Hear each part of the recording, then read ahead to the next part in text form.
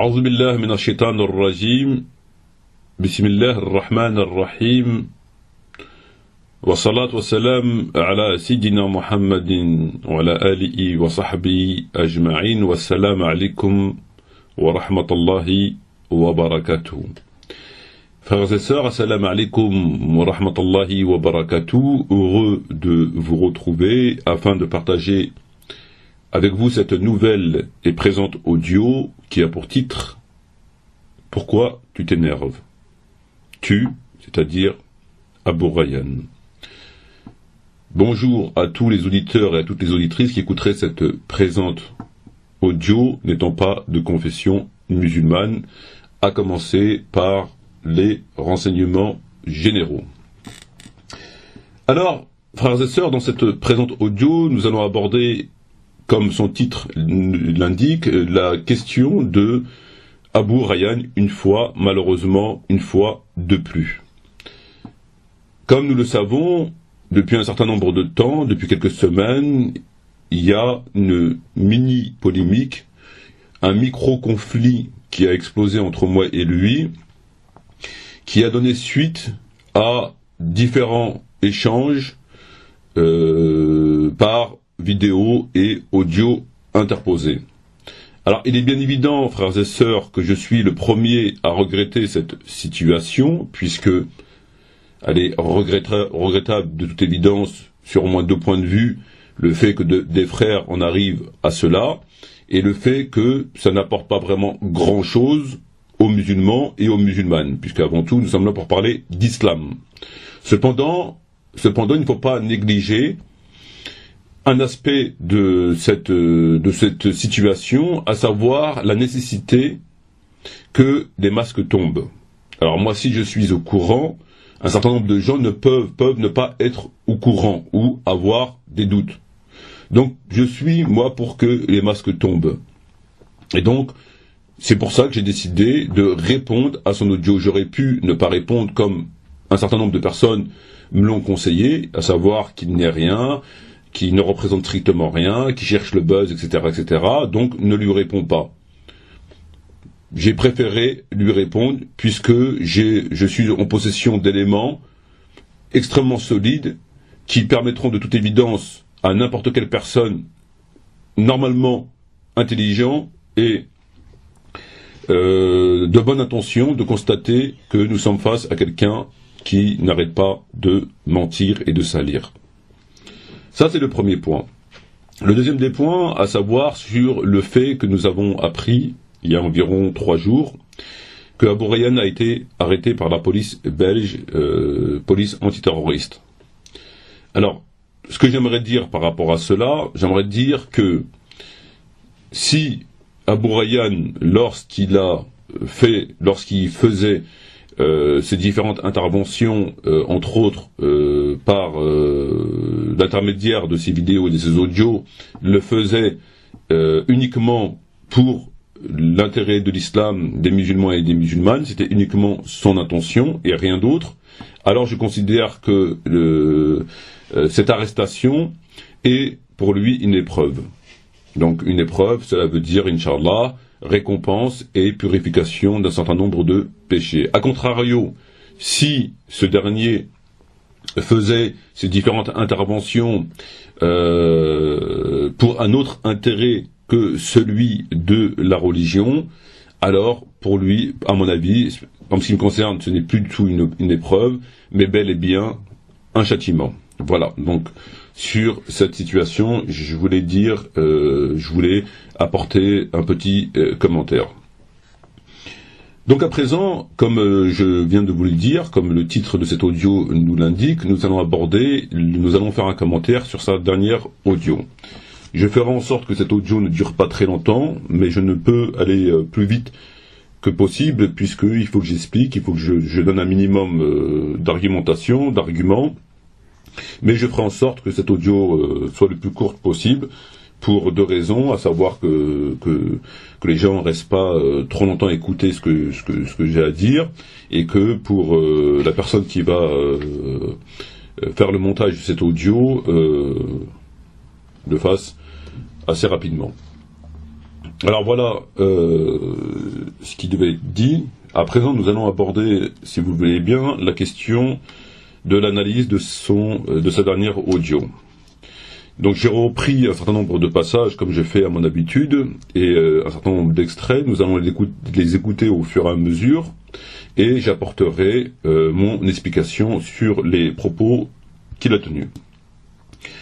Alors le premier passage de son audio que j'ai écouté, que j'ai extrait, que nous allons à présent ensemble écouter, Inch'Allah, commence à la minute 1 seconde et termine à la minute 1 minute 45 secondes. 1 minute 1 minute 45. Écoutons-le.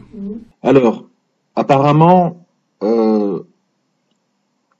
pour la, je sais pas la quantième fois, pour la 50e fois, la 100e fois, je ne sais pas, il continue encore et encore de faire semblant qu'il n'a pas compris. Et je répète la même phrase qu'il doit absolument s'enfoncer dans son crâne, lui et ses groupies qui gravitent autour de lui. Je n'ai pas dit qu'il est chiite parce que je ne connais pas El Reib. Et d'ailleurs, même s'il l'était, ils ont le droit de mentir, la taqiya, etc. Et donc on n'en saurait rien. Donc moi je ne connais pas El Reib. Je ne sais pas si Mohamed Metmati est un chiite ou pas.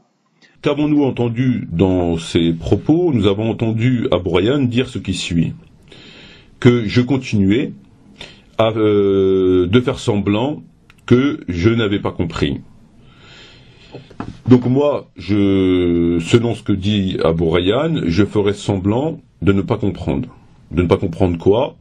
De ne pas comprendre que il n'a jamais dit, donc je le cite, je n'ai pas dit qu'il était chiite parce que je ne connais pas leur Reib. Donc il n'a jamais dit que j'étais chiite, puisqu'il ne connaît pas l'invisible. Donc il n'a jamais dit ça. Ensuite, il me demande d'enfoncer dans mon crâne ses propos, donc de bien les enfoncer dans mon crâne. Et enfin, il termine en disant, je ne sais pas si Mammar Metmati est chiite ou pas. Voilà. Alors, j'aimerais apporter un commentaire à ces propos.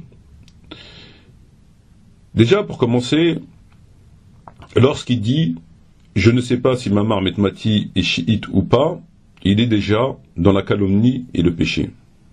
Déjà. Rien que le fait de poser cette interrogation, c'est déjà un péché. Mais ça va beaucoup plus loin comme nous allons le voir. Pourquoi c'est déjà un péché?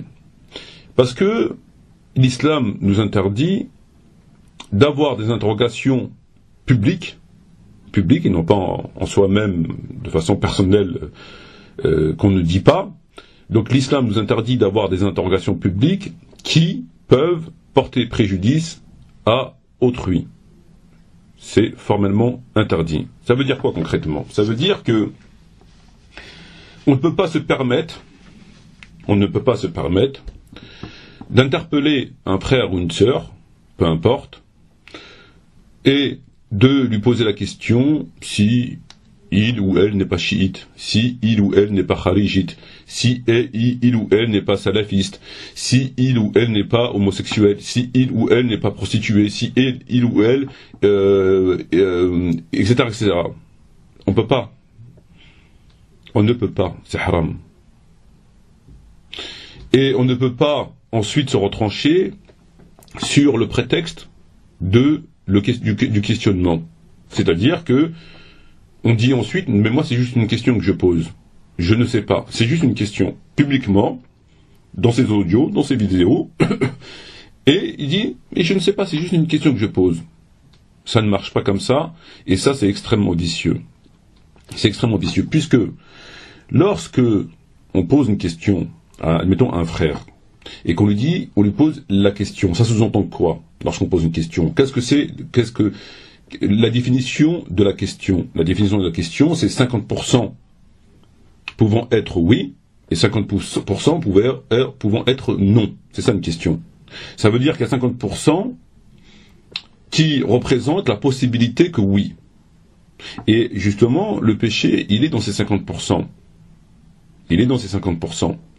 Puisque lorsqu'on pose une question à un frère, par exemple, en lui disant « est-ce que tu n'es pas ceci ou est-ce que tu n'es pas cela ?» et que la question porte sur quelque chose qui lui porte préjudice. Et qu'on fait ça en public.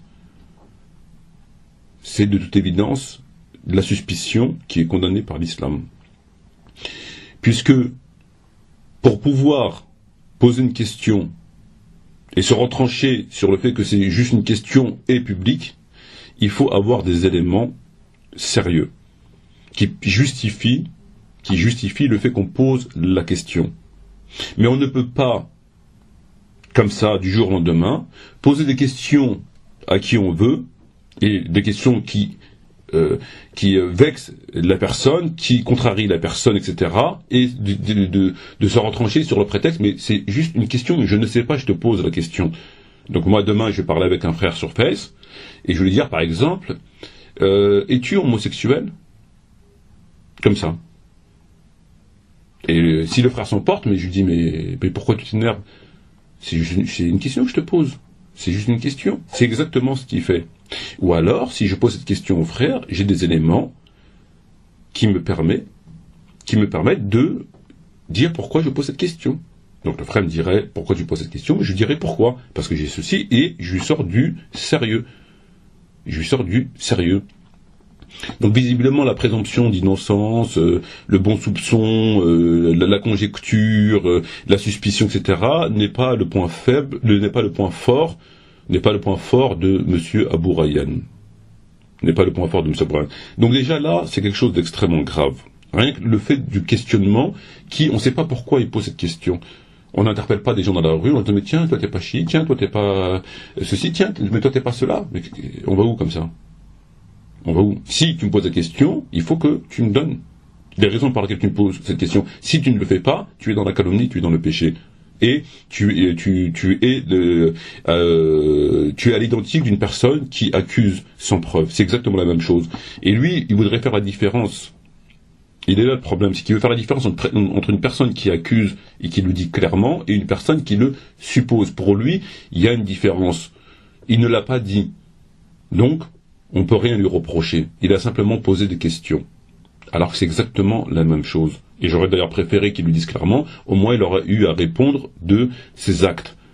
Mais comme c'est un petit filou, il préfère jeter au fur et à mesure la suspicion, pour éviter de répondre, et pour se retrancher sur, mais j'ai jamais dit ça. Ça c'est le premier point. Ensuite il me dit que je fais semblant de pas comprendre. Il a jamais dit que j'étais chiite. Or, ce qui est faux, puisque si on reprend l'audio que j'ai eu avec le frère Abou Hakim me pose la question très clairement en me disant, est-ce que Abou Rayyan a dit que tu étais chiite? Je lui ai répondu, l'audio est toujours présent, vous avez qu'à l'écouter, je lui dis, il a jamais dit ça. Mais il n'arrête pas depuis un certain nombre de temps de jeter la suspicion. Donc j'ai très bien compris, et je l'ai dit, et je l'ai confirmé, qu'il n'avait jamais dit ça comme ça. Mais c'est pas parce qu'il l'a pas dit comme ça, qu'il l'a pas dit. Ça ne fonctionne pas comme ça. Et il fait pire que ça. Pourquoi?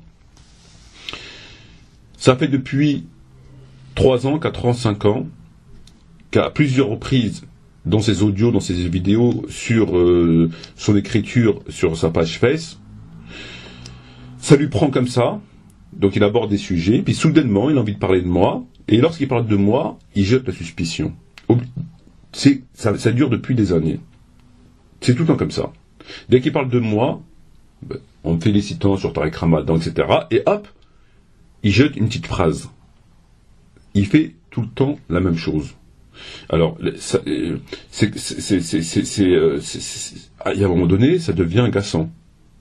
Alors, il jette la suspicion par quoi? Qu'est-ce qu'il fait? Il jette la suspicion, par exemple, lorsque j'ai fait mon audio sur Khomeini, sur l'intégration, donc pour ramener différents avis de différents prédicateurs de tendances différentes et de voire complètement opposés comme le chiite et le sunnisme. J'ai pris l'avis de Saïd Qutb, par exemple, rahimahullah, j'ai pris celui de Kardawi et j'ai pris celui de Khomeini, puisque j'avais déjà rédigé ces textes dans mon livre L'Islam Made in France. Donc j'avais abordé la question de l'intégration dans ce livre, donc pour éviter d'aller faire des recherches, j'ai fait un copier-coller et j'ai mis ces différents avis lorsque j'ai fait mon audio. Donc lorsque j'ai réalisé cet audio sur l'intégration pour dire que, en dépit d'une croyance souvent complètement différente, ils sont tous d'accord pour dire que l'intégration est interdite en islam. Donc Khomeini, Saïd Qutb et Kardawi entre autres. Donc l'audio est encore disponible. Quelle a été sa réaction? Comment il a réagi à l'écoute de cet audio? il a dit mot pour mot, ah ben voilà. En gros, voilà, ben il est chiite. Par exemple. Il vous reprend le nombre de vues, comme on va le détailler. Il essaie de faire des parallèles sur les vues. Donc plus que l'audio sur le chiisme, elle est moins vue que sur des questions sur Tariq Ramadan ou sur Mahdi ou je ne sais pas qui. Donc, ça laisse à penser, non pas que je suis chiite, mais que ceux qui m'écoutent, ceux qui écoutent mes audios ou vidéos, sont plus des chiites. Donc, s'ils sont plus chiites, ça laisse à penser que c'est lui qui le fait ça. Sur le fait que j'aborde les tarawih, qui dit j'aborde de façon répétée les tarawih, c'est des sujets chiites. Alors qu'absolument pas. La question des tarawih n'est pas un sujet chiite, et si je l'ai abordé, c'est que j'ai une bonne raison de l'aborder, et si je l'ai réabordé et à plusieurs reprises, c'est parce que j'apporte des éléments complémentaires. Lorsqu'il y a des éléments complémentaires qui viennent s'ajouter lors de mes lectures, je refais une audio ou une vidéo pour apporter ces éléments complémentaires qui soient à charge ou à décharge. Sur les tarawih, il n'y a jamais eu d'éléments à décharge, c'est pas de ma faute, et c'est des éléments à charge. Donc je ne fais jamais une vidéo ou une audio pour rabâcher ce que j'ai dit précédemment. Et sur la question, par exemple, du jour du jeudi, il dit que je parle du jour du jeudi, c'est des sujets chiites, mais ce qu'il vous dit pas, par exemple, c'est que lorsque je parle du jour du jeudi, entre autres dans mon livre, Lettres ouvertes à nos frères chiites, j'infirme la position chiite. Je l'infirme. Ça, il le dit pas.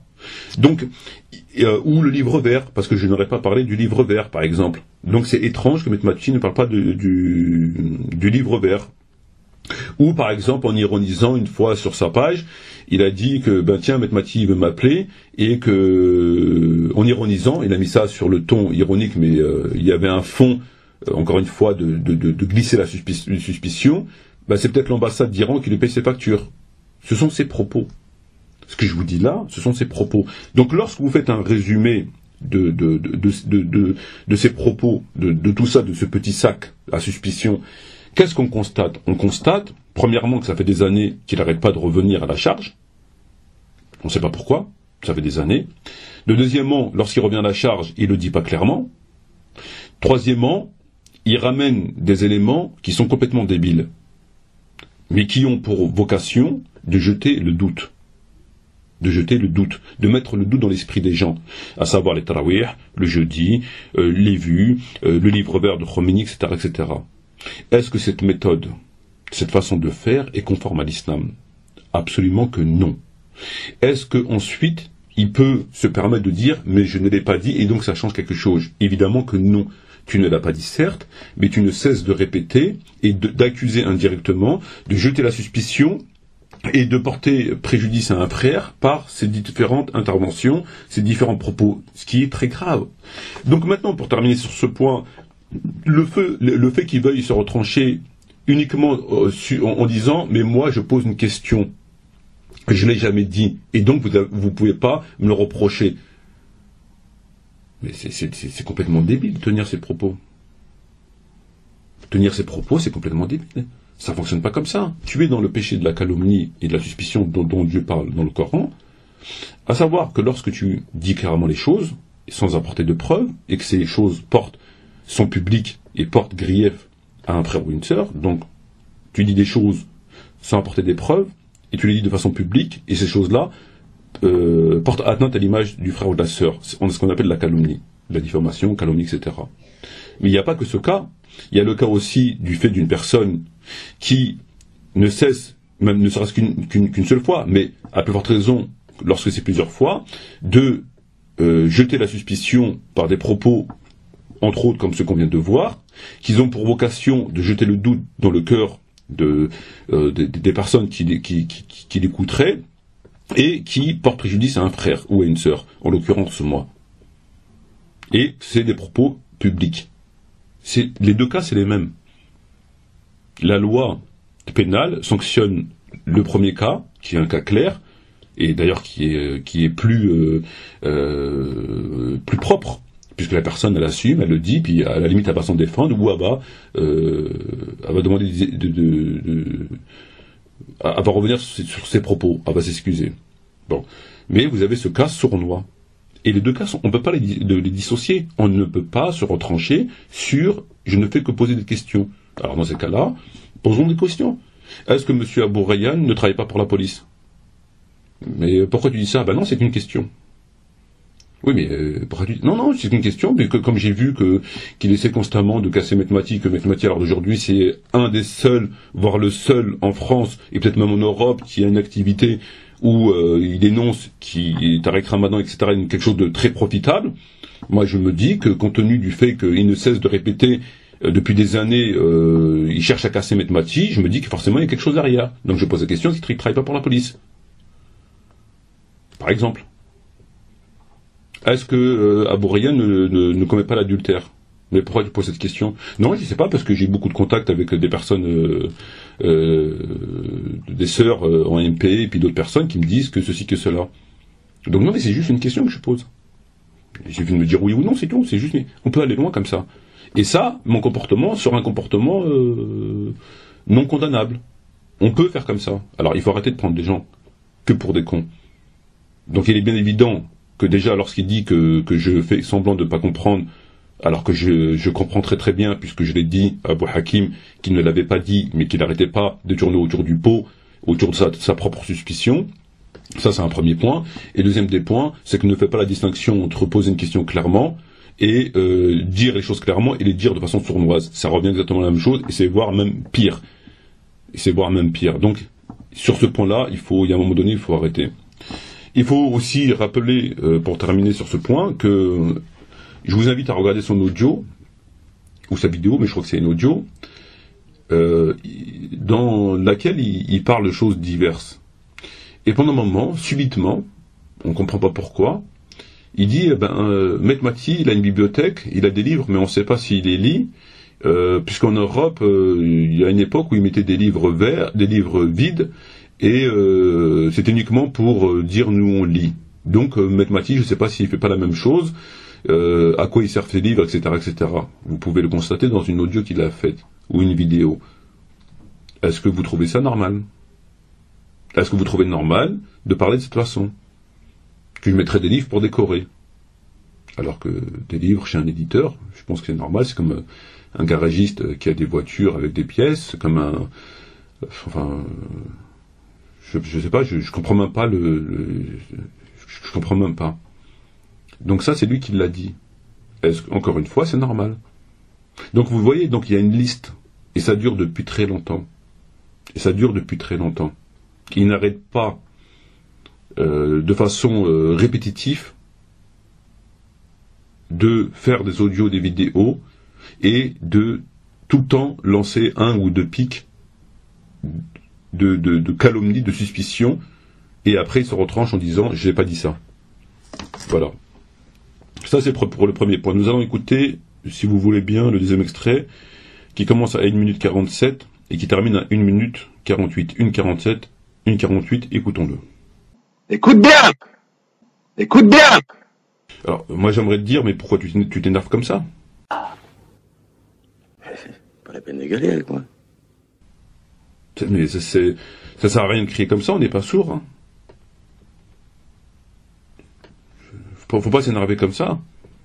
Alors si tu sais pas te contrôler, tu seras jamais calife. Si tu sais pas te contrôler, tu seras jamais calife. Et si t'es fatigué, il faut te reposer. Mais il faut pas hurler comme ça. Moi j'étais assoupi sur mon fauteuil et j'ai cliqué sur ton audio pour que je commençais à m'assoupir. J'étais extrêmement fatigué. Je te promets que j'ai sursauté sur mon fauteuil. Écoute bien!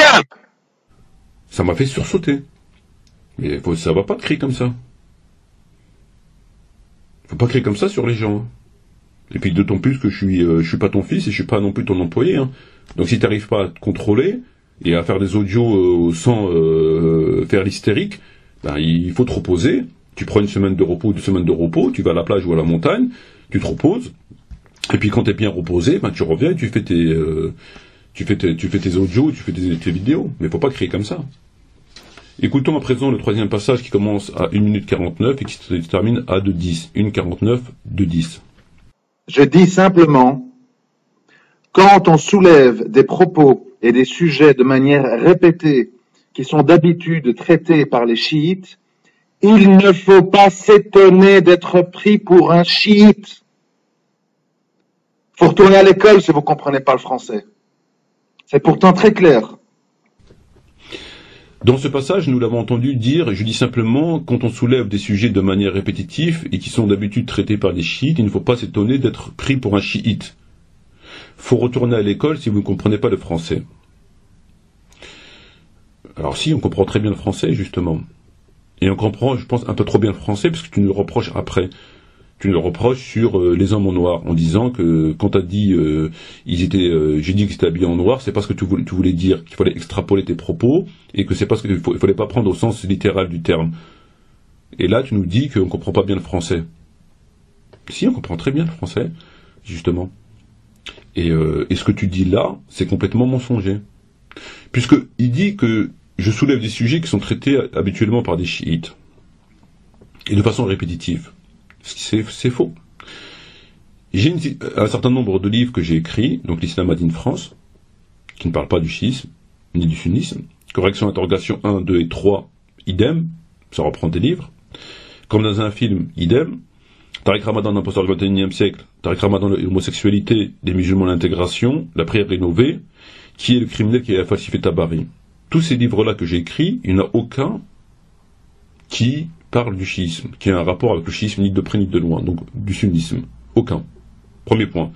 Et enfin, le dernier livre, Lettre ouverte à nos frères chiites, c'est un livre qui a pour vocation d'infirmer les accusations chiites, qui est d'ailleurs disponible en PDF sur le lien sur la page Face.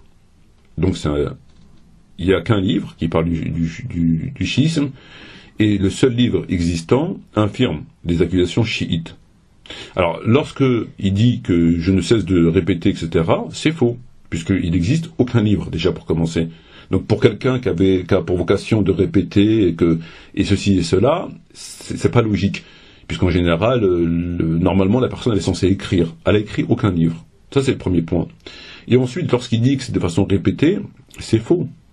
C'est faux, puisque lorsque je refais une audio, une vidéo, je le refais parce qu'il y a des éléments complémentaires. Donc, c'est pas de la répétition. À aucun moment on fait pour refaire et uniquement pour répéter, pour rabâcher.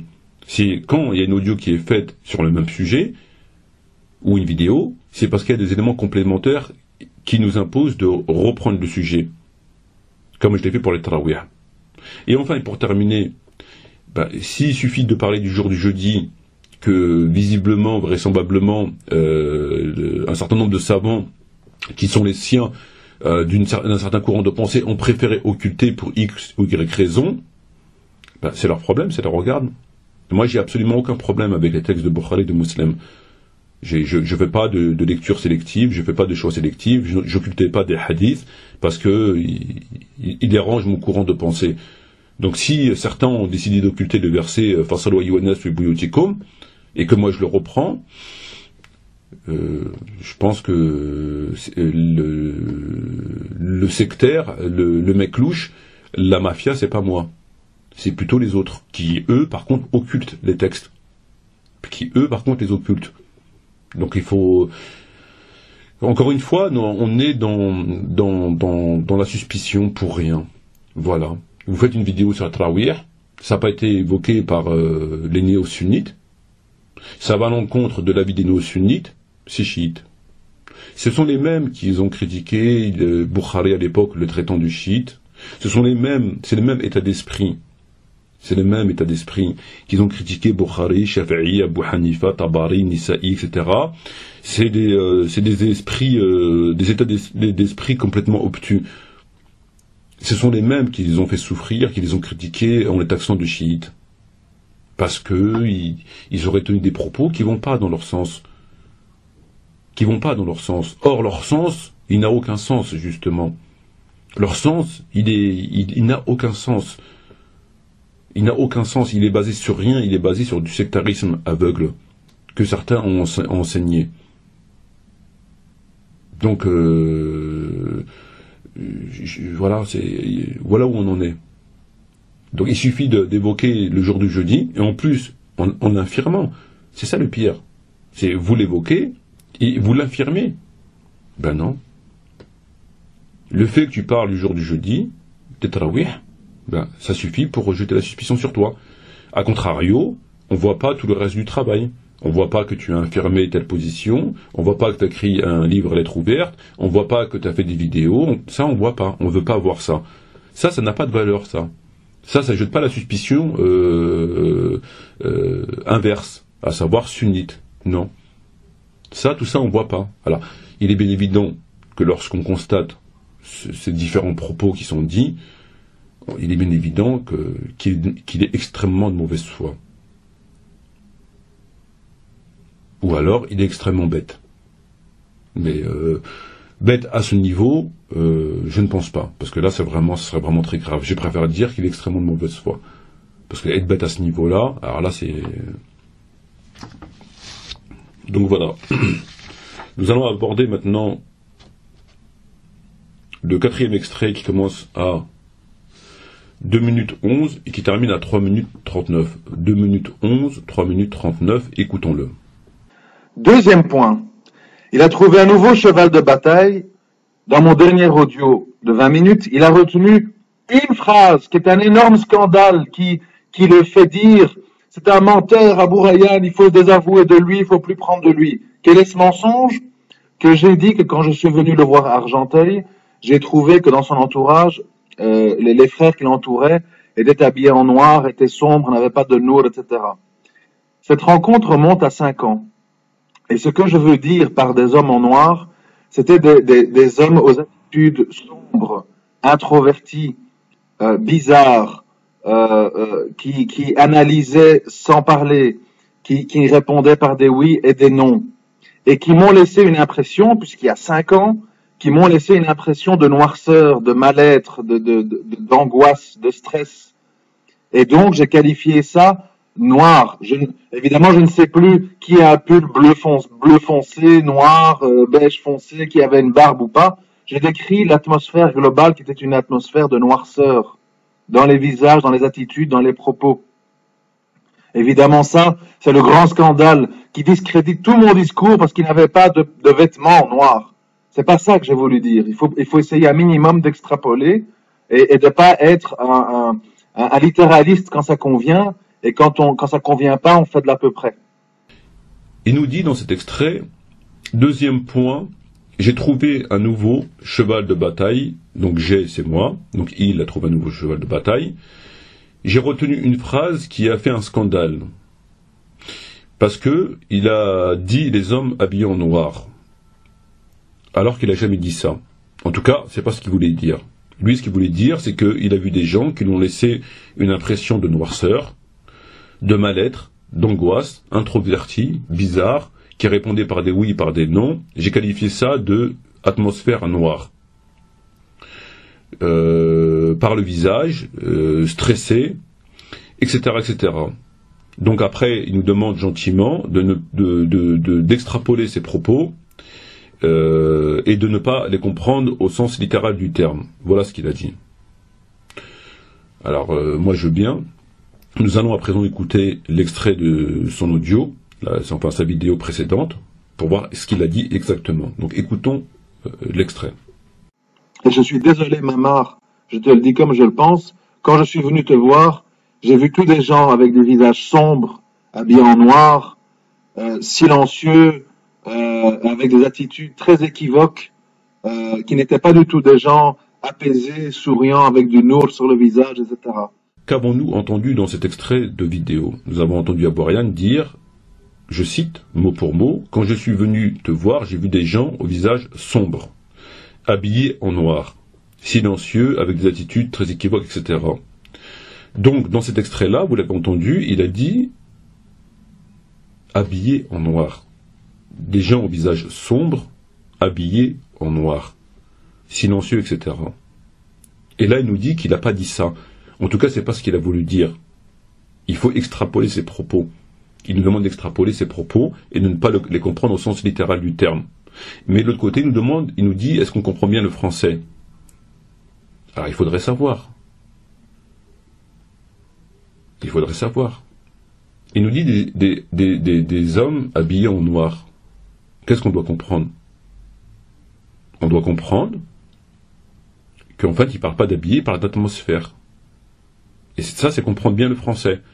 Donc lorsqu'il dit j'ai vu un homme dans une petite voiture verte, il dit pas forcément j'ai vu un homme dans une petite voiture verte. Ça peut aussi dire j'ai vu une dame dans un char d'assaut bleu. Voilà. Ou j'ai vu un hérisson sur une bicyclette jaune, etc. Parce que il faut pas comprendre ses propos au sens littéral du terme. Donc lorsqu'il dit habillé en noir, il faut pas comprendre ça. Il faut comprendre l'atmosphère, les visages, etc., etc. Donc en fait, on est bête. On est bête. On a compris ses propos au sens littéral du terme et on n'a pas extrapolé. Encore une fois, je vous laisse apprécier la qualité, la sincérité, la véracité de ses propos. Alors, il est bien évident qu'il ment, puisque ce qui s'est passé, c'est qu'effectivement, il a bien dit des gens au visage sombre, ayant une attitude étrange, et étant habillé, je reprends, donc visage sombre, habillé en noir. Et lorsqu'il s'est fait pincer la main dans le sac, comme un voleur de bonbons ou un voleur de poules, alors là, il était bloqué. Parce qu'on a vu que le frère a eu la présence d'esprit, grâce à Dieu, de reprendre la photo qui était existante, et on a vu qu'ils n'étaient pas habillés en noir, et qu'ils n'avaient pas le visage plus sombre que le commun des mortels. En tout cas, lui, déjà. Donc, on a la preuve par l'image. Alors là, il était bloqué. Qu'est-ce qu'il a fait? Eh ben, il nous a remixé cette affaire. Il nous a remixé cette affaire en lui disant mais vous comprenez pas, vous êtes bête, c'est pas ce que je voulais dire, il faut extrapoler, il faut pas prendre mes propos au sens littéral du terme, je parlais d'angoisse, de gens introvertis, etc., etc. Ça remonte à 5 ans, je sais pas comment ils sont habillés. Voilà. Ben, il a plus le choix, puisqu'il est face à un mensonge. Donc, si il tait, alors que ça lui a été reproché, si il tait, ça va pas. Il répond pas, il tait, il fait comme... Il peut pas. Il est obligé de répliquer. S'il confirme, ben il confirmera que c'est un menteur. Qu'est-ce qu'il lui reste? Ben il lui reste ce qu'il est en train de faire. D'essayer de se rattraper à la barque. Mais c'est tellement vilain et grossier qu'il aurait mieux fait de se taire. Parce qu'il a dit les choses comme il les a dites. Et nous, on comprend le français comme on nous parle. Et il a dit des gens au visage sombre habillés en noir. Or, les gens n'avaient pas le visage sombre, en tout cas pas plus que lui, et n'étaient pas habillés en noir. Voilà ce qu'il a dit, et il a menti. Et ensuite, il nous décrit une situation, moi, qui me fait froid dans le dos. Parce qu'il dit... J'ai eu une impression de noirceur, de mal-être, d'angoisse, des gens introvertis, bizarres, qui répondaient par des oui, par des non. C'était une atmosphère de noirceur, des visages de gens stressés, etc. Mais c'est quoi? C'est un film d'horreur? C'est quoi? C'est Amityville? C'est quoi? C'est les zombies sont de retour? C'est promenade dans un cimetière à 3h du matin? C'est quoi? Mais rendez-vous compte déjà que ce qu'il dit, ça ne peut pas être crédible. Parce qu'il vous décrit une situation, moi, depuis que je suis né, j'ai jamais vu une situation comme ça. J'ai vu des gens un peu bizarres, pas forcément comme moi, pas forcément avec le visage lumineux, pas forcément habillés comme moi, mais rien qui puisse justifier de faire un portrait, enfin de faire un signalement à Interpol, hein. Donc je pense que vous aussi, pareil, vous avez dû rencontrer des gens, pas forcément comme nous, mais c'est pas... Mais là, je sais pas, il parle des gens là qui s'habillent tout en noir, avec des trucs collés sur leur nez, des trucs... je sais pas comment on les appelle. Peut-être qu'il parle de ça, peut-être qu'il a confondu le local, peut-être qu'il s'est retrouvé avec ces gens-là dans un studio et il nous a confondus. Je sais pas. Je sais pas, il y a des gens qui s'habillent en noir tout le temps, je sais pas comment on les appelle. Peut-être c'est ça. Donc, la situation elle-même, lorsqu'il évoque la situation elle-même, on voit qu'elle n'est pas crédible. Parce que ça ne peut pas être possible. Une situation aussi effrayante ne peut pas être possible.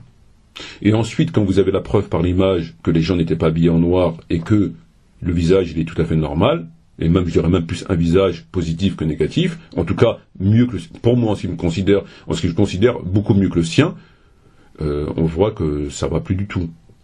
Alors lorsqu'on entend son explication, sa volte-face, alors là on voit qu'il va dans le mur direct à 400 à l'heure. Là il a traversé le mur du son de la connerie. Là il a traversé le mur du son de la stupidité. Parce qu'il est bien évident qu'il a tenu ces propos-là, et qu'il sait, comme il le dit, parler français, et que lorsqu'il dit « j'ai vu des hommes habillés en noir, avec le visage sombre, ils n'avaient pas de nôtre, etc., ils étaient silencieux », il savait très bien de quoi il parlait, mais il n'a pas pensé une seule seconde qu'il pouvait être attrapé la main dans le sac. Voilà, tout simplement. Et d'ailleurs, quand j'ai parlé avec le frère Abou Hakim au téléphone, et quand je lui rappelle qu'il avait menti, le frère Abou Hakim m'a dit au téléphone « oui, mais peut-être qu'il y avait d'autres personnes, j'étais pas là ». Il faut pas se faire l'avocat du diable. Jugeons les éléments que nous avons sous les yeux, parce qu'après, la spéculation, on peut faire beaucoup de choses avec la spéculation. Il n'y avait pas d'autres personnes, et d'ailleurs lui-même il ne l'évoque pas, il aurait pu, peut-être qu'il va le faire la prochaine fois, en disant non mais c'est pas ces mêmes personnes-là, c'est un montage, on peut faire ce qu'on veut. Mais bon, je salue la sincérité du frère, puisque ensuite il m'a contacté en privé en me disant effectivement, il a menti, etc., etc. Donc, alhamdoulilah, c'est très très bien. Donc là, bien évidemment, la main dans le sac. 5e extrait qui commence à 3 minutes 40 et qui termine à 4:35. Alors 3:40, 4:35, écoutons-le. Autre point. Nouveau mensonge. Pourtant prouvé, pourtant démontré.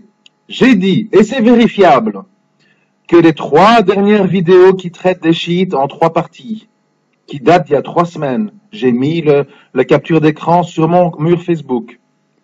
Ces 3 audios ont fait 490 vues, 280 vues et 220 vues. Et j'ai dit, apparemment le public qui suit Maamar Metmati n'est pas très intéressé par le sujet du chiisme, puisque manifestement ces 3 audios font un bide par rapport aux vidéos sur Abu Deifa, sur Elias Azoua, sur Jean-Louis, sur Tariq Ramadan, sur Mahdi Salah. Et c'est vérifiable. Donc, il faut arrêter de mentir. Alors, dans ce passage-là, frères et sœurs, il revient sur la question des vues.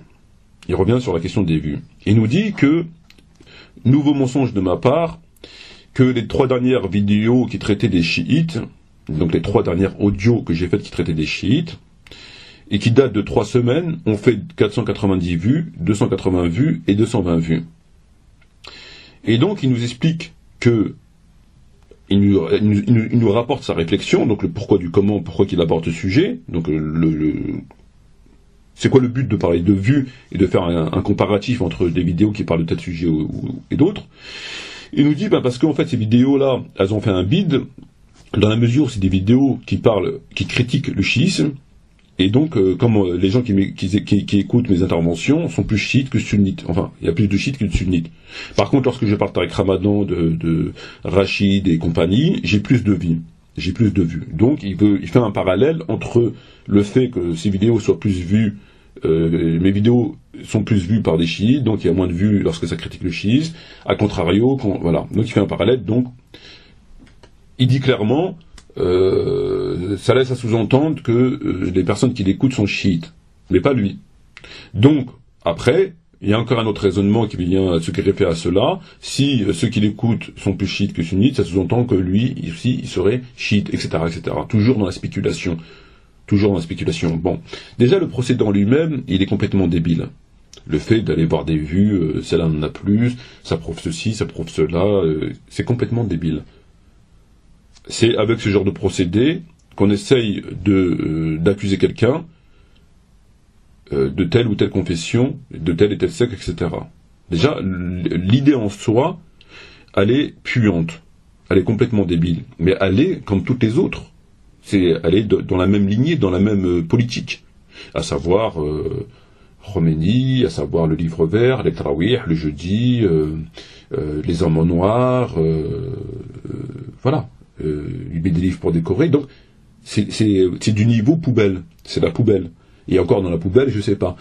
Donc c'est tout le temps, c'est la même qualité de propos, C'est de la même qualité. Sauf que là, il s'enfonce un tout petit peu plus. Bon, il a épuisé son stock. Je dis, bon, il l'a dit, Tarawih, il l'a dit, Khomeini, il l'a dit, bon, les hommes en noir, il l'a dit, le livre vert de Khomeini, il l'a dit. Bon, ben, maintenant, il va voir les vues. Tiens, ben, on va voir les vues. Donc déjà, le procédé, vous le considérez, je pense qu'il est tout à fait déplacé. Mais le pire, c'est que c'est faux. C'est faux. Et je vais vous dire pourquoi c'est faux. J'ai fait une impression des vidéos que j'ai faites. Et je l'ai faite hier à minuit 5, exactement. Je reprends les vidéos dont il parle, lui. Et effectivement, la première des vidéos, elle a 235, la deuxième 305, et la troisième, elle a 490. C'est bien ce qu'il dit. Grosso modo, c'est bien ce qu'il dit. Donc ça, c'est les 3 dernières vidéos qui évoquent la question, qui critique entre guillemets, le chiisme. Donc, peut-on avoir une explication des chiites, partie 1, 2 et 3. Donc, effectivement, sur ça, c'est vrai, elles ont ce nombre de vues. Première réflexion, est-ce que quelqu'un qui serait chiite va critiquer des chiites? Puisque ces vidéos ont pour vocation de remettre en question un certain nombre d'affirmations chiites. Donc, pour un chiite, c'est déjà un drôle de procédé. Ça, c'est pas grave. Sur ça le dérange pas. Ça le dérange pas, ça. Lui, il va voir le problème ailleurs. Il va chercher des choses ailleurs. Ça, il le voit pas. Ça, il veut pas le voir comme tout le reste. Mais le problème, c'est que c'est faux. Pourquoi? Alors, si on va commencer à comparer. Et si on valide, dans le but de valider cette réflexion-là, déjà, on a une même idée, elle est stupide, mais c'est pas grave. C'est pas grave. En admettant qu'elle soit bonne.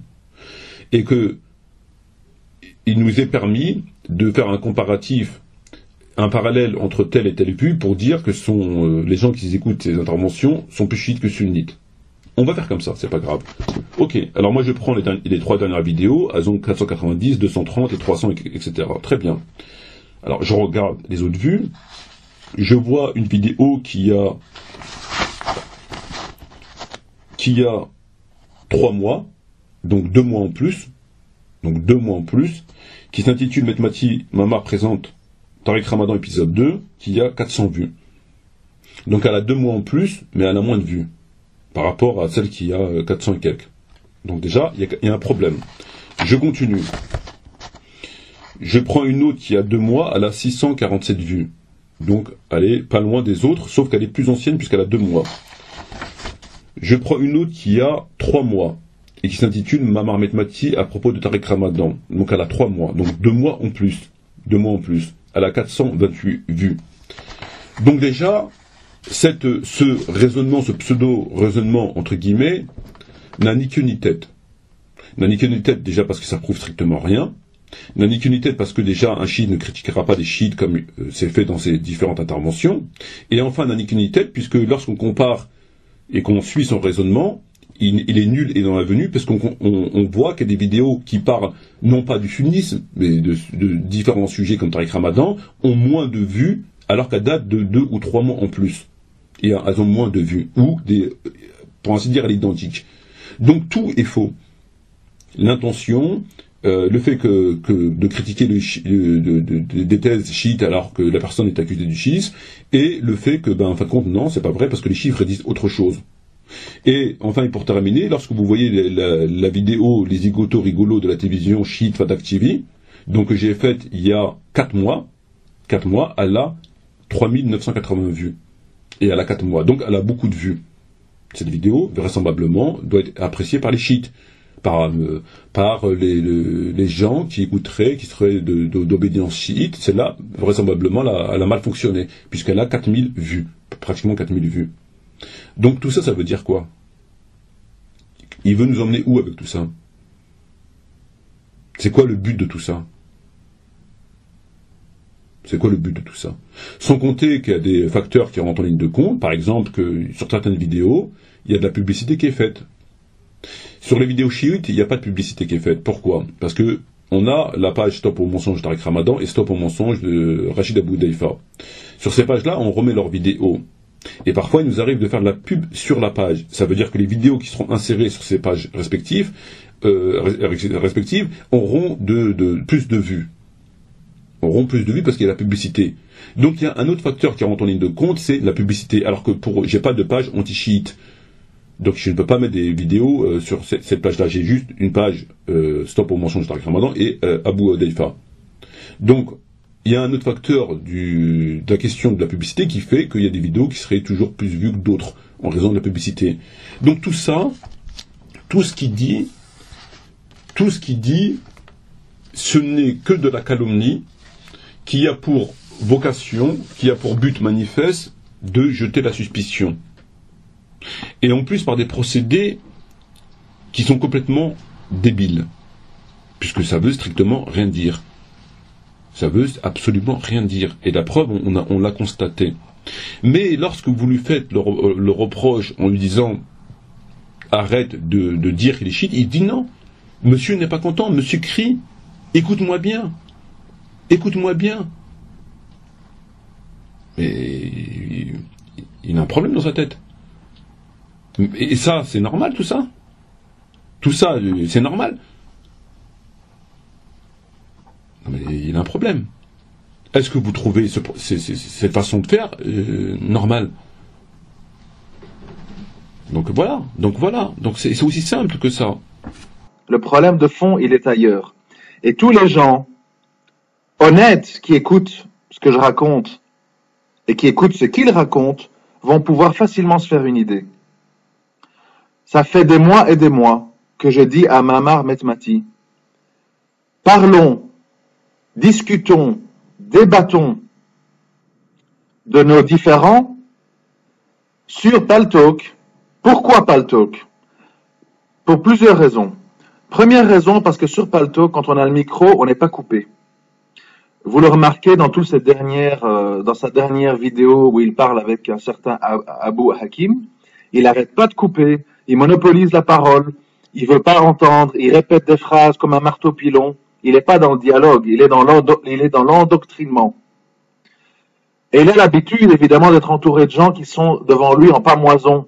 Ah oui, Mamar, t'as raison, ah oui, quel salaud, quel pervers, Abou Rayyan, etc. Et il sait à qui il a affaire, il sait que moi, je sais me défendre, je sais parler, je me rappelle des choses, je sais soulever les paradoxes, je sais démontrer des choses, et c'est ça pour ça qu'il veut pas venir. S'il était tellement sûr de lui, s'il n'avait rien à cacher, pourquoi est-ce qu'il accepte simplement un échange téléphonique sans témoin et il n'accepte pas un échange chacun son tour au micro, devant témoin, devant public pour s'expliquer? Tout simplement parce qu'il sait qu'à ce moment-là, il ne peut pas se défiler et il sera mis face à ces paradoxes. Parce qu'il a affaire à quelqu'un qui sait parler le français, qui sait formuler des phrases et qui sait démontrer des choses. Et ça l'arrange pas. Mamar Metmati est toujours dans le monologue, dans l'endoctrinement, digne d'une secte. Et le comble du comble, c'est que les gens, certaines personnes qui m'écoutent, sont encore dans le doute. Oui, mais quand même, vous devrez faire une conciliation, etc. Ça fait des mois que je l'appelle sur Paltalk. Je dis, viens, tu parles 15 minutes, je parle 15 minutes. Et les gens vont entendre et ils se feront une idée. Nous avons écouté cet extrait, et dans cet extrait, qu'est-ce que nous dit Abu Rayyan? Abu Rayyan nous dit que il m'a invité sur Paltalk, ça fait plusieurs mois, j'ai refusé, Paltalk c'est mieux, il y a des gens qui écoutent, chacun son temps de parole, on ne peut pas truquer, alors que le téléphone on peut truquer, etc. etc. Donc, grosso modo, je fuirai le débat. Parce que au téléphone, il n'y a personne qui écoute, etc. C'est mieux Paltalk. Voilà, donc il m'a proposé depuis plusieurs mois et je refuse. Ce qui est tout à fait vrai. Mais Abu Rayyan est un gros malin. Je dis pas un grand malin, je dis un gros malin. Et je vais vous dire pourquoi c'est un gros malin.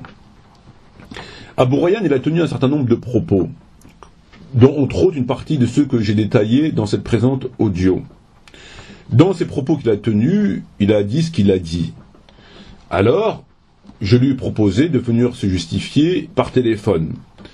Il a refusé, catégoriquement.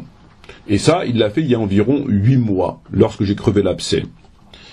Et qu'est-ce qui s'est passé? Il s'est retrouvé dans la situation suivante, que son entourage, et que d'autres personnes de mon entourage, ils lui ont dit que c'était pas normal, que le fait qu'il critique comme ça constamment, etc., etc., etc., et qu'il refuse en même moment le débat, c'est louche. Et effectivement, c'est louche. Alors, qu'est-ce qui lui restait comme possibilité? Qu'est-ce qui lui restait comme possibilité? La première des possibilités, c'est de ne pas donner suite à un débat. C'est-à-dire, il dit ce qu'il dit, et il ne veut pas entendre parler de débat, ni sur Paltalk, ni par téléphone, ni autrement. Cette situation, cette position n'est pas tenable, parce que les gens ne sont pas cons. Ils savent très bien qu'on ne peut pas tenir des propos et refuser une rencontre, peu importe le support. Donc cette position n'est pas tenable pour lui. Il ne peut pas ne pas répondre, c'est impossible. Parce que là, ça voudrait dire ce que ça veut dire. Donc cette position, il l'a dégagée, il l'a éliminée. Il lui reste quoi comme position? Il lui reste plus que deux positions. La position de Paltalk et celle du téléphone. La position du téléphone, s'il accepte, il sait qu'il est foutu. Parce que la position du téléphone, contrairement à ce qu'il a dit, à savoir qu'au téléphone, on ne peut pas, il n'y a pas de témoin, etc., et qu'il va être coupé constamment, c'est pas vrai. Puisqu'au téléphone, comme on l'a fait avec le frère Youssef et le frère Mahdi, le frère Hassan, au téléphone on enregistre. Donc tu prends ton enregistreur, il ne peut pas y avoir de magouille, tu as ta propre bande, ton propre enregistrement. Donc si quelqu'un coupe ou rajoute, etc., tu as la preuve que c'est pas vrai. Ça c'est le premier point. Le deuxième des points, c'est qu'au téléphone, on ne peut pas s'échapper. Ça n'a rien à voir avec Paltalk. Paltalk, déjà pour commencer, c'est la cage aux folles. Mais passons. Paltalk, qu'est-ce qui va se passer? Sur Paltalk, il va prendre la parole pendant 10 minutes ou un quart d'heure, comme il l'a dit. Il va dire ce qu'il a envie de dire. Vous ne pouvez pas intervenir. Lorsque vous allez intervenir après, il va se passer quoi? Il va se passer que vous ne pouvez pas tout reprendre, parce qu'il a parlé pendant 10 minutes ou un quart d'heure. Donc vous allez reprendre ce que vous pouvez reprendre. Donc vous allez démontrer au fur et à mesure que c'est pas vrai. Lui, lorsqu'il va reprendre le micro, qu'est-ce qu'il va faire? Il va répondre à ce qu'il a envie de répondre. C'est-à-dire, il va pas vous répondre à tous les points. Il va sortir du sujet un petit peu, il va répondre, là il va répondre un petit peu à côté. Et vous l'entendez dire ces conneries. Mais vous ne pouvez pas intervenir, parce qu'il faut qu'il termine. Lorsque vous allez réintervenir, vous allez le reprendre, etc., etc. La finalité, le résultat de cette rencontre, ça va donner quoi? Ça va donner que ça va être une décision incertaine, une décision partagée en quelque sorte. Et pour lui, c'est tout bénef, une décision partagée. Pourquoi? Parce que, ou bien il répond à aucune invitation, et dans ces cas-là, c'est la pire des décisions qu'il puisse avoir, puisqu'il se discrédite totalement, et c'est pas possible. S'il accepte par téléphone, il va se faire ratatiner la tronche, et donc c'est pas possible non plus. S'il accepte sur Paltalk, là effectivement c'est intéressant, puisqu'il va s'en sortir avec des petits bobos. Ça va être une décision, voilà, partagée, bon on a compris, voilà. C'est parce que, tout simplement, que c'est indifféré, Paltalk est indifféré. C'est comme les audios et les vidéos.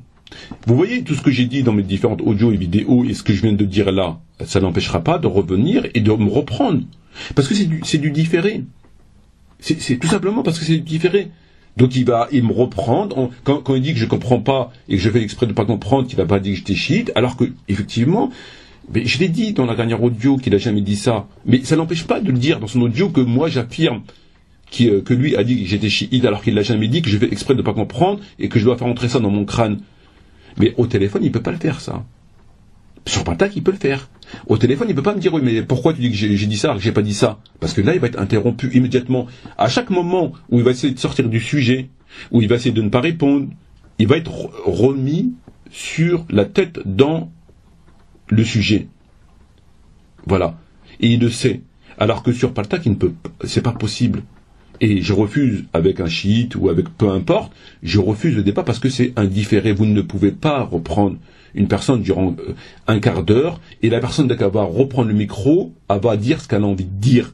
Donc même si les gens les écoutent, pour lui, il aurait répondu. Et ça, on ne peut pas le faire au téléphone ou face à face. Et c'est pour ça qu'il refuse le téléphone.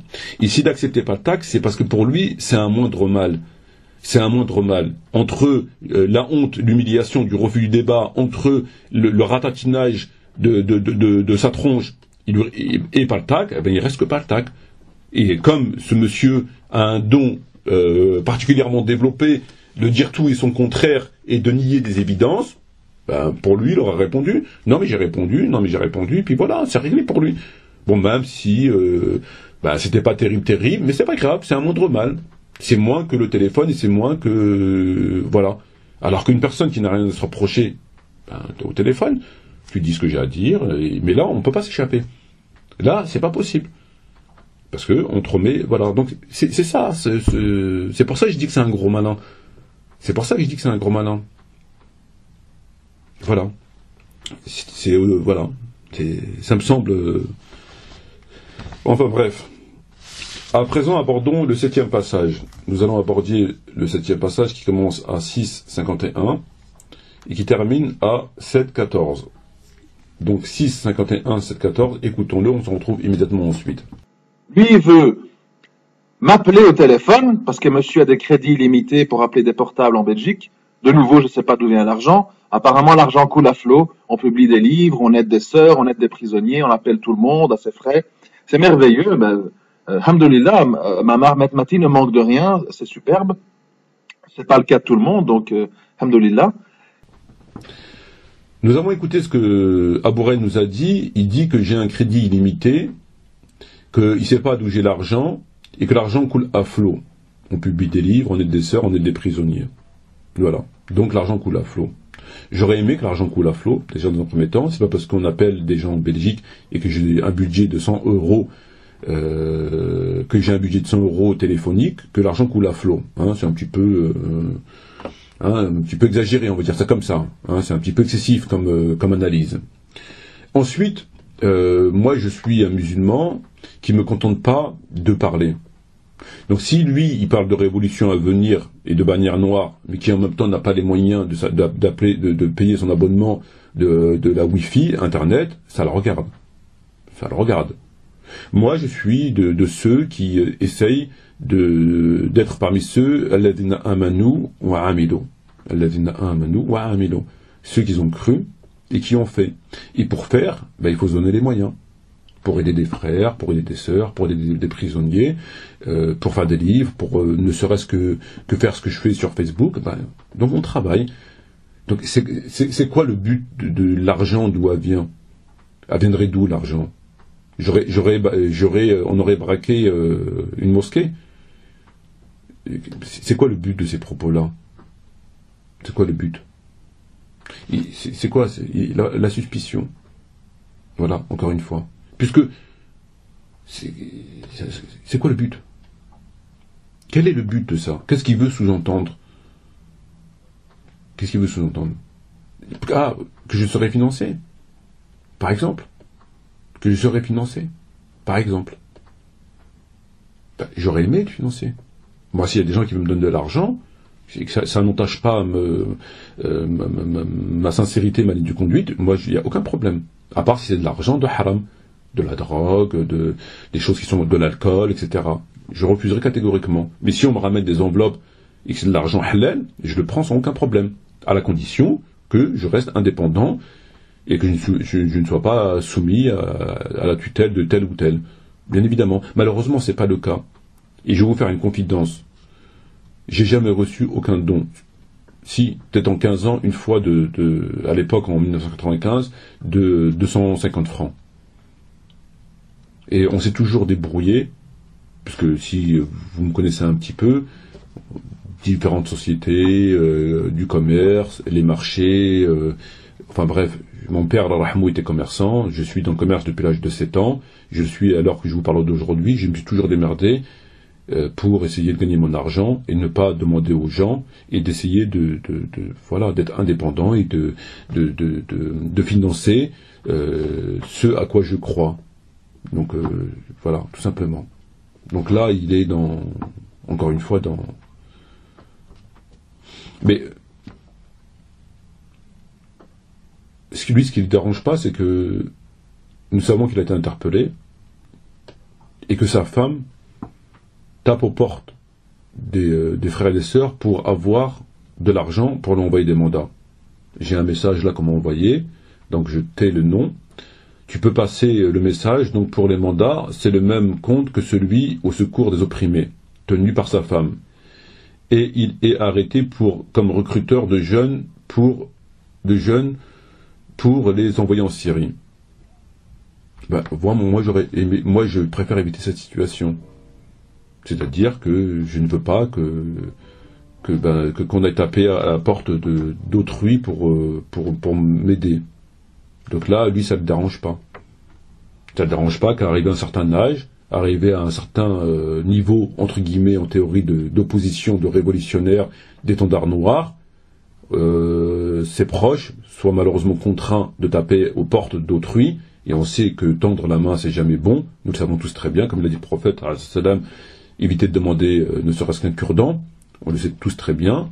Ben voilà, moi c'est pour ça que je travaille, c'est pour éviter cette situation. Donc c'est encore une fois des propos très méchants et très déplacés et voilà. À présent, écoutons la minute 8:40 à 9:04. 8:40, 9:04, écoutons-le. Où il répond à un de ses complices à propos de moi, parce qu'apparemment c'est pas des complices, hein. Donc il dit non, ce sont des inconnus qui m'appellent, je connais pas, etc. Et puis quand on écoute, on entend à plusieurs reprises, notamment après 21 minutes et 25 minutes, on entend oui, tu nous connais, t'es déjà venu dans nos bureaux, on se connaît. Apparemment c'est des inconnus, c'est des gens qui ne connaissent pas. Bref. Il nous dit que c'est pas des complices, alors que l'on entend oui, tu nous connais, tu es déjà venu dans nos bureaux. Donc là, qu'est-ce qu'il dit Abou Rayyan? Il dit que pour lui, les gens qui m'ont téléphoné, c'est des complices, et la preuve, c'est que j'ai dit oui, tu nous connais, tu es venu au bureau. Voilà, donc c'est des complices. Alors encore une fois, j'ai eu 2 échanges au téléphone avec le frère Youssef et Hassan. Hassan, je lui dis au téléphone, tu nous connais, et on a même parlé d'un ordinateur. Effectivement, c'est un frère qui nous connaît. Cependant, le frère Youssef, la première fois de ma vie que je lui parlais, c'était lors de l'échange téléphonique. Et Dieu en est témoin que je ne le connais pas du tout, et c'est la première fois que je lui parle. Donc lorsque je dis que le frère ne me connaît pas, je parle de Youssef. La personne qui ne me connaît pas, c'est Youssef. L'autre frère, il nous connaît puisque je l'ai dit, et je sais ce que je dis. Donc je ne vais pas lui dire dans un échange téléphonique tu nous connais et lui parler d'un ordinateur, et de l'autre côté, j'aurais dit, j'ai jamais dit ça. J'ai absolument jamais dit ça. Et combien même, ces 2 personnes me connaîtraient depuis que je suis né. Et alors? Le frère Hassan a repris des propos qu'il a tenus, sans les déformer, etc. C'est tout. Donc il peut très bien me connaître et me poser des questions. C'est pas soumis à la connaissance ou à la méconnaissance d'autrui. Donc, et combien même? Quel rapport ça a? Peu importe si la personne elle te connaît ou elle te connaît pas, qui pose des questions, à partir du moment où elle pose les questions que toi tu as tenues, sans les déformer. Et ce qui est exactement le cas. Donc encore une fois, n'importe quoi. Passons à la minute 9:46 à 10:45. 9:46, 10:45, écoutons-le. Et ce que je voulais dire tout à l'heure, il a dit clairement dans cet audio, Tariq Ramadan, Rachid Abou Hudayfa et Mahdi Msala ne sont pas mes frères. Et donc, comme ils ne sont pas mes frères, j'ai le droit de les critiquer. Et de me moquer d'eux, et de me moquer de leur nom, de leur image, etc., etc. Donc, en fait, ce que Mamar Metmati fait, c'est le takfir. Donc, je ne sais pas. Finalement, peut-être que Mamar Metmati n'est pas chiite, peut-être qu'il est roula takfir. Quelqu'un qui se permet le takfir à la légère. Parce qu'apparemment, du fait que Rachid Abou Hudayfa a parlé de ne pas écraser les chats qui viennent prendre de la chaleur dans le moteur en hiver, ça vaut la peine de se moquer, de le faire sortir de l'islam. Le fait que Mahdi Msalah a pris 5 à 6 heures de son temps pour aider les jeunes à se préparer au mariage, ça vaut la peine de dire il n'est plus mon frère. C'est du délire absolu. C'est de l'injustice absolue. C'est gravissime. Alors, dans ce passage, frères et sœurs, il dit que je fais du takfir. J'ai dit, Tariq Rachid ne sont pas mes frères, et donc j'ai le droit de les critiquer, de me moquer, etc. Ce ne sont pas mes frères. Donc, je ne serai peut-être pas chiite, mais là, takfiri, donc je vais faire du takfir, et parce que je dis que Tariq Ramadan, Rachid ne sont pas mes frères, donc je fais du takfir. Et enfin, il nous dit que, du fait que Rachid a parlé des chats, ça vaut pas la peine de se moquer de lui et de le faire sortir de l'islam. Et que Mahdi a pris 5 heures ou 6 heures de son temps à se préparer pour le mariage, à faire des vidéos pour se préparer pour le mariage, ça vaut pas la peine de dire c'est plus mon frère, c'est gravissime, etc. Voilà ce qu'il dit. Alors là, il inverse complètement les rôles. Mais alors là, complètement les rôles. Déjà, pour commencer, lorsque je dis que Tariq Ramadan n'est pas mon frère, ou Rachid, ou peu importe, c'est pas du takfir, c'est mon sentiment à moi. Faire le takfir, c'est différent que d'avoir un sentiment personnel. Rendre quelqu'un mécréant, ça rentre dans le cadre d'un sujet juridique. Ça n'a rien à voir avec mon sentiment à moi. Là, je dis moi, c'est moi pour moi. J'ai pas émis une condamnation que les gens doivent respecter. C'est ça, faire le takfir de quelqu'un, c'est dire que telle personne est considérée comme mécréante, et donc vous appelez les gens à observer cette décision. C'est quelque chose qui est juridique. Là, je parle de mon sentiment à moi. C'est moi. C'est mon sentiment à moi. Dire que cette personne-là, elle n'est pas comme ça, ou elle est comme ça, ça n'a rien à voir. C'est deux choses différentes. C'est deux choses différentes. Déjà, là, il mélange tout. J'ai dit que pour moi, Tariq Ramadan, c'est pas mon frère. Et je le dis, je le redis. Et pour différentes raisons, je ne considère pas Tariq Ramadan comme mon frère. Quel rapport avec le fait de faire takfir? Takfir, c'est de rendre mécréants les gens. De rendre mécréants les gens et entre guillemets, c'est comme une fatwa. C'est-à-dire, vous donnez un avis qui est censé reposer sur le Coran et la Sunna, et lequel vous conduit à la lumière du Coran et de la Sunna, de dire que cette personne, elle est mécréante. Et que les gens sont censés respecter cet avis-là. C'est ça, faire le takfir. C'est pas de donner son sentiment personnel et de dire, moi je considère que cette personne n'est pas mon frère. C'est deux choses différentes. Ce sont deux choses complètement différentes. Ça, c'est un premier point. Le deuxième des points, lorsqu'il dit que, sous prétexte que Rachid Abou Daifa parle de chat dans les moteurs, à partir de là, je me permets de le critiquer et de le faire sortir de l'islam. Je l'ai jamais fait sortir de l'islam, pour commencer, et je défie quiconque, à commencer par lui, de ramener quelque chose en ce sens, ça n'existe pas. Ça, c'est le premier point. Lorsqu'il dit que, uniquement parce qu'il a parlé de chat, c'est pas vrai. C'est pas uniquement parce qu'il a parlé de chat. Lorsque je considère Rachid Abou Daifa comme je considère, je ne le juge pas d'après une intervention de sa part, ou deux, ou trois. Je le juge sur un tout. Le tout, ça commence à quoi? Le tout, c'est qu'il est imam d'une mosquée. Lorsque vous êtes imam d'une mosquée, vous êtes obligatoirement, je le dis, je le répète et je le répète, vous êtes obligatoirement dans le système. Vous, entre guillemets, vous travaillez, vous êtes en relation avec... Vous ne pouvez pas être imam en France, et dans bien d'autres pays, si vous n'avez pas accepté les conditions pour le devenir, pour pouvoir prêcher. Les conditions pour pouvoir prêcher sont quoi? Sont le fait de taire un certain nombre de sujets, obligatoirement, et de parler d'autres sujets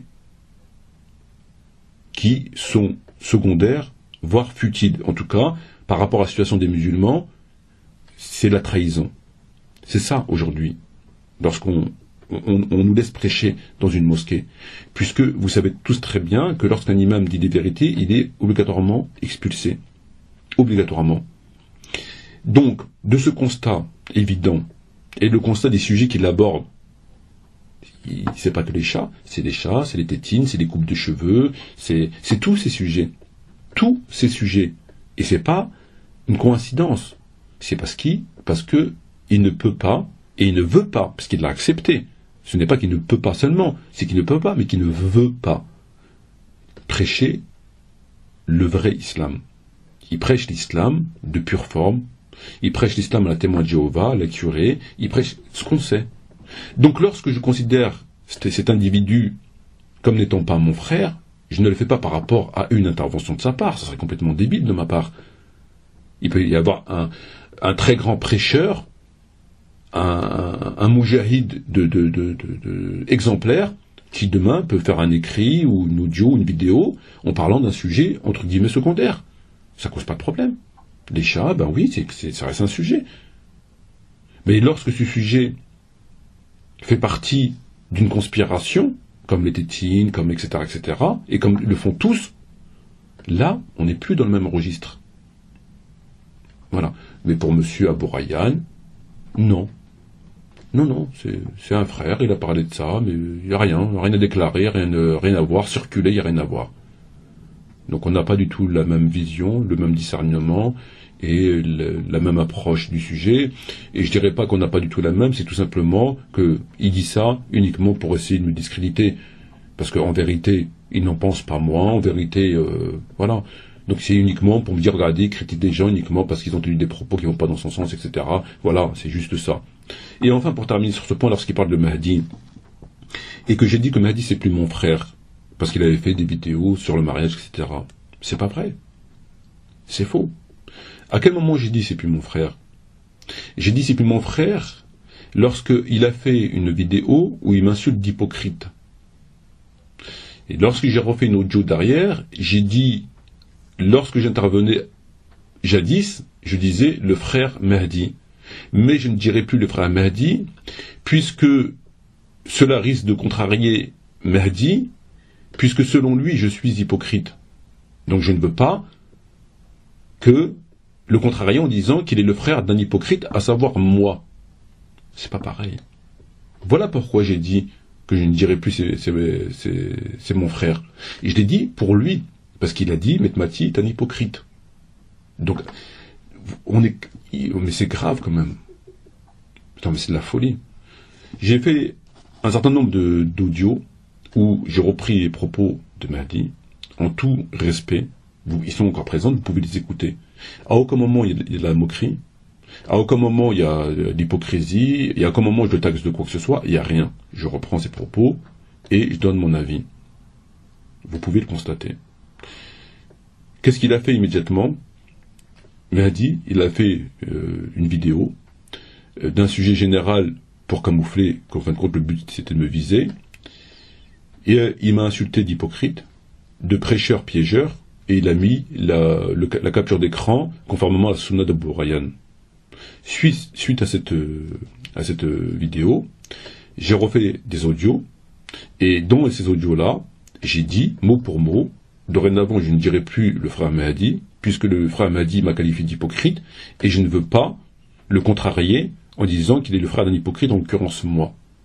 Donc là, il inverse les rôles complètement. Au lieu de critiquer Mahdi pour ses différentes conneries, et le fait qu'il insulte les gens d'hypocrites, de leader piégeur, il le fait pas. Par contre, il vient me critiquer moi, en m'attribuant des propos et des positions qui ne le sont pas. Ce que je vous donne, c'est des faits, c'est factuel. Vous pouvez le vérifier par vous-même. Et les gens qui ont écouté mes interventions le savent. Donc voilà. Voilà l'état d'esprit de cet individu, à quel point il est de mauvaise foi. Et il ne cesse de mentir. Il ne cesse de mentir. Enfin, abordons le dernier passage qui commence à 12 minutes 47 secondes et qui termine à 13-14. 12-47, 13-14, écoutons-le. Tu es dans une démarche démagogique qui vise à irradier tout ce qui t'entoure pour mieux dire il n'y a que moi. Il n'y a que moi qui ose parler des Tarawih. Tous les autres savants vous ont menti avant moi. Moi, j'ai osé vous dire la vérité sur les Tarawih. Tous les autres sont des lâches menteurs. Est-ce que tu te rends compte de la mégalomanie et de l'orgueil aveugle dans lequel tu es tombé? Alors, qu'est-ce qu'il nous a dit dans ce passage? Il nous dit, je suis dans une démarche démagogique, donc moi je suis dans une démarche démagogique, qui vise à irradier tous ceux qui m'entourent. Donc je suis dans une démarche démagogique qui vise à irradier tous ceux qui m'entourent. Pour mieux dire, il n'y a que moi qui ose parler des Tarawih, tous les autres savants vous ont menti avant moi. Moi j'ai osé dire la vérité, tous les autres sont des lâches menteurs. Voilà ce qu'il dit. Donc en fait, il vous dit que moi je suis dans une démarche démagogique qui vise à irradier tous les gens et que seul moi je dirai la vérité et que tous les autres savants ont tous menti, sont tous des menteurs. Il n'y a que moi qui dis la vérité et les autres sont des lâches et des menteurs. Ce qui est faux. Ce qui est faux. Il dit, je suis dans une démarche démagogique qui vise à irradier tous ceux qui m'entourent pour mieux dire, il n'y a que moi qui ose parler des Tarawih. Tous les autres savants vous ont menti avant moi, moi j'ai osé dire la vérité, tous les autres sont des lâches menteurs. Ce qui est faux. Ce qui est faux, puisque à chaque fois que j'interviens par rapport au Tarawih, je fais bien une distinction entre les savants et les savants. Et je dis bien que les vrais savants ont dénoncé Donc Bukhari, Tahawi, Shafi'i, Malik, Shatibi, etc. ont dénoncé. Et que je dis que les pseudo-savants, les néo-sunnites, eux, l'ont caché. Ont caché un certain nombre de contestations. Et le hadith qui dit priez chez vous. Donc j'ai pas dit tous les savants. J'ai pas dit tous les savants. J'ai dit cette catégorie de savants. Et c'est d'ailleurs pas la seule chose qu'ils ont cachée. Ils ont caché aussi le jour du jeudi. Et d'autres sujets. Ils l'ont caché, bon, on va être un petit peu moins virulent. On va dire, et ils n'ont pas eu le temps d'en parler. Hein, on va dire ça comme ça. Ils n'ont pas eu le temps. Donc lorsqu'il dit ça, encore une fois, il ment. Donc, c'est un mensonge. Je l'ai dit, je le redis. Les vrais savants l'ont dénoncé, donc je ne suis pas le seul, et je ne fais que reprendre ce qu'ils ont dit. Je ne fais que les citer.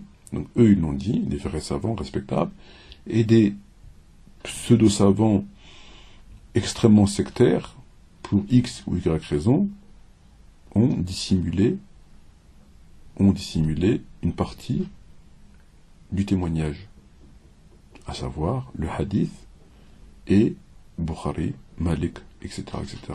Et ça, c'est un fait. Donc là, encore une fois, ce qu'il vous dit, c'est pas vrai. Donc on terminera là-dessus.